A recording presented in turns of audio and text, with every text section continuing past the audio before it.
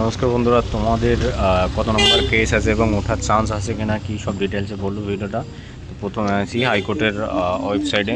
আমরা 23 তারিখের যে লিস্ট আছে আমরা বের করবো, যেহেতু কালকে আমাদের রবিবার, তো রবিবারের আগেই শনিবারের লিস্টটা বেরিয়ে যায়। আমাদের পিডিএফটা ডাউনলোড করে নেবো 23 তারিখের এবং দেখব কত নম্বর কেসে আছে। ঠিক আছে, আমাদের হাইকোর্ট আমাদের কেসটা আছে 4 নম্বর 1 নম্বর কোর্ট। তো 4 নম্বরে কত নম্বরে লিস্ট আমরা দেখে নেব।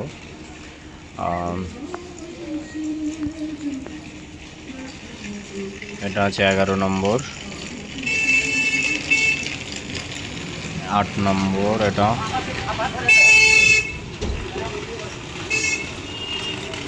আমাদের মোটামুটি চান্স কতটা কি উঠবে না সলভ হবে আশা করি।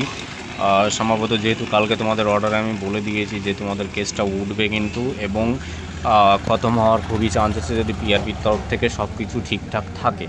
ঠিক আছে, 4 নম্বর কোর্ট দেখে নাও। 4 নম্বর কোর্টে 23শে মার্চ 4 নম্বর কোর্টে, এবং তোমাদের যে কস্ট লিস্টে তোমাদের নাম্বার কত আছে সেটা একবার একটুখানি দেখে নাও। পুরো একদম লিগালিটিভাবে, পুরো চিন্তা নেই, কিছু নেই, নো টেনশান, একদম পুরো ফার্স্ট টপেই আছে।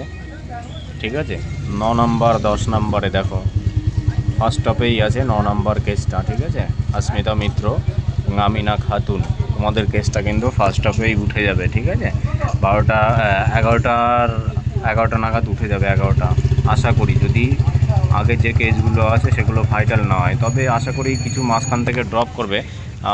তোমাদের দেখে নিয়ে আগে আর একটা দেখো, আমি তোমাদেরকে ডিটেলস বলে দিচ্ছি যে তোমাদের উঠার চান্স কেমন। দেখো এখানে লিস্ট আছে 1 নম্বর 2 নম্বর। ঠিক আছে, 1 নম্বর 2 নম্বর এবং 3 নম্বর, এটা আলাদা একটা মেটার আছে।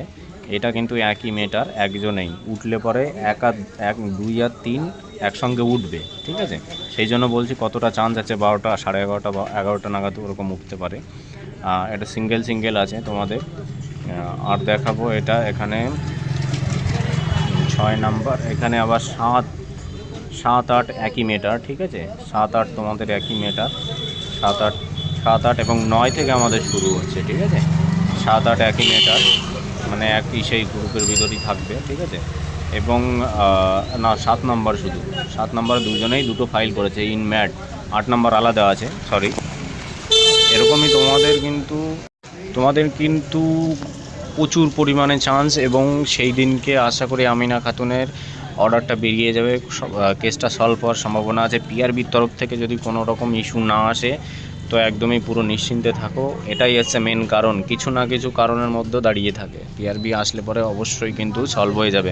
তোমাদের ডিটেলসে আমি দেখিয়ে দিলাম।